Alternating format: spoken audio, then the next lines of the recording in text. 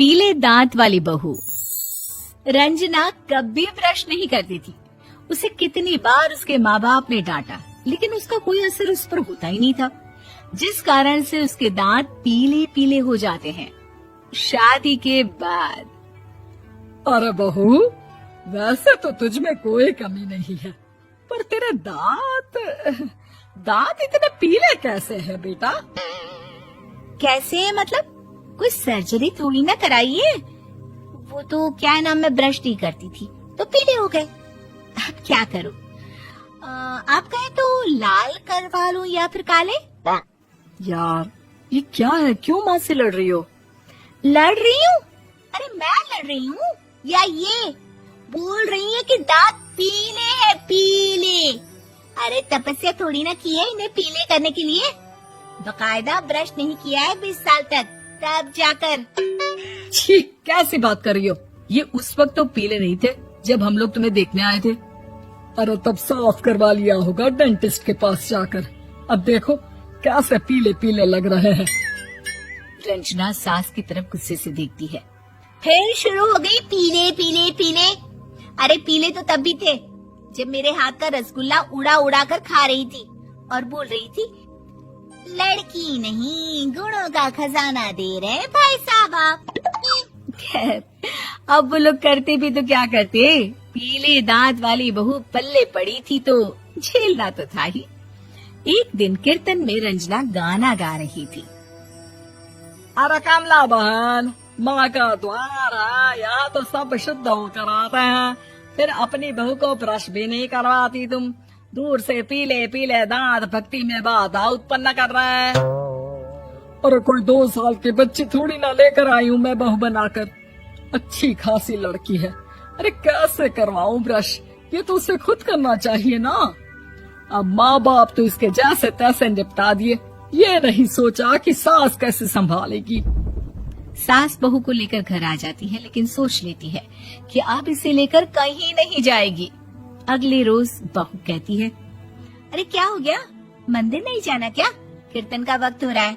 मेरी मधुर वाणी से कान्हा जी जागते हैं और सोते हैं। आप तो जानती है ना उनकी भक्ति में कितना मन लगता है मेरा। वो क्या है ना, तबीयत ठीक नहीं लग रही है मेरी, आराम करूंगी मैं। तबीयत ठीक नहीं लग रही? अभी तो मिथुन के गाने पर नाच रही थी आप, और अब बोल रही है कि तबीयत ठीक नहीं लग रही। अरे भक्ति में मन लगा लो सासू माँ, ऊपर जाना है, क्या मुंह दिखाओगी आप? हाँ? सास को बहू की बात पर गुस्सा आ जाता है। मैं क्या मुंह दिखाऊंगी, इसकी चिंता तो ना कर, समझी?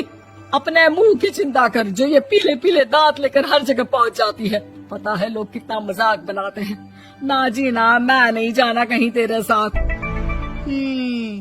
तो ये बात है, कोई ना, मत जाओ, मैं अपने कमरे में ही बैठकर भक्ति कर लूंगी।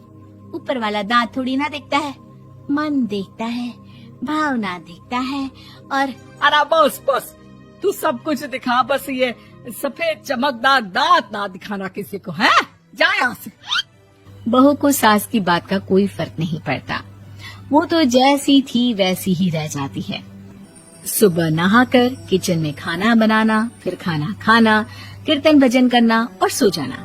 एक दिन, माँ जी मैं सहेली के घर जा रही हूँ, शाम को लेट आऊंगी। हाँ हाँ तो जाना, मैंने कौन सा तेरी आरती करनी है घर पर बैठकर। रंजना सहेली के घर जाती है, जहाँ वो पार्टी में जाने की तैयारी कर रही होती है। अरे शिखा, कहाँ जाने की तैयारी कर रही है? मैं गलत वक्त पर आ गई क्या? अरे नहीं यार, उल्टा सही वक्त पर आई है। मैंने ये साड़ी और ज्वेलरी निकाली है यार, शाम को इनके ऑफिस की एक पार्टी में जाना है। बताना कैसा लग रहा है ये सब? नहीं यार, इस ड्रेस के साथ तो वो वाली ज्वेलरी अच्छी लगेगी। हाँ हाँ सही बोल रही है, मैंने ध्यान ही नहीं दिया। वैसे तो हमेशा से मस्त फैशन सेंस रखती है। तो बड़ा जाती होगी ना पति के साथ पार्टी में। रंजना कुछ नहीं बोलती, बस सोचती है कि यार काश ये बात सही हो जाती, पर मैं क्यों नहीं जाती पार्टी में?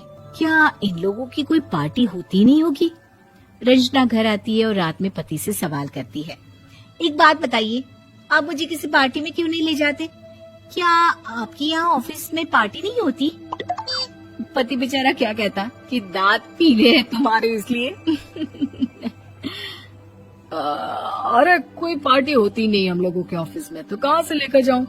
और मार्केट, मॉल, कहीं वीकेंड घूमना, कहीं तो।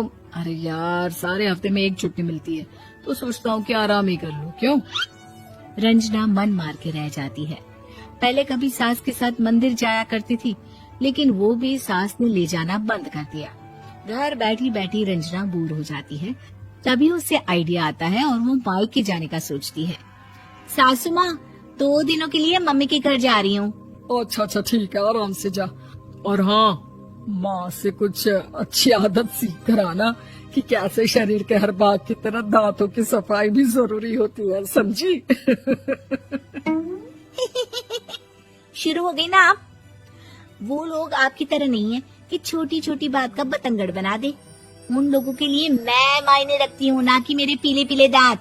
रंजना माँ को बिना बताए उन लोगों को सरप्राइज देती है, लेकिन जैसे ही वो दरवाजे पर पहुँचती है, अंदर देखती है कि घर वाले कहीं जा रहे होते हैं।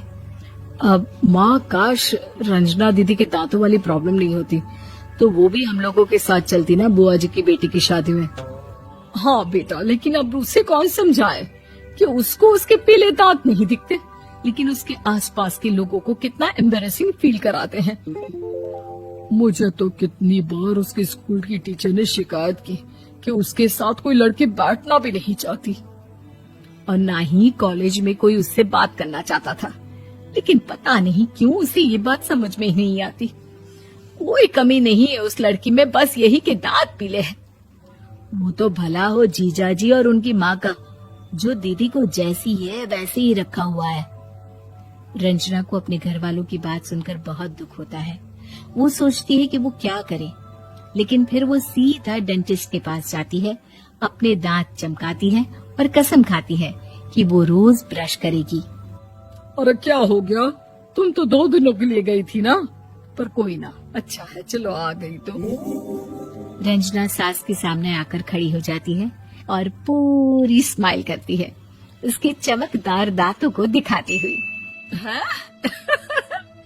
चले मंदिर। माँ, मुझे माफ कर दीजिए, मैंने आप लोगों को बहुत एम्बैरेसिंग फील करवाया। मैं आज से रोज ब्रश करूंगी।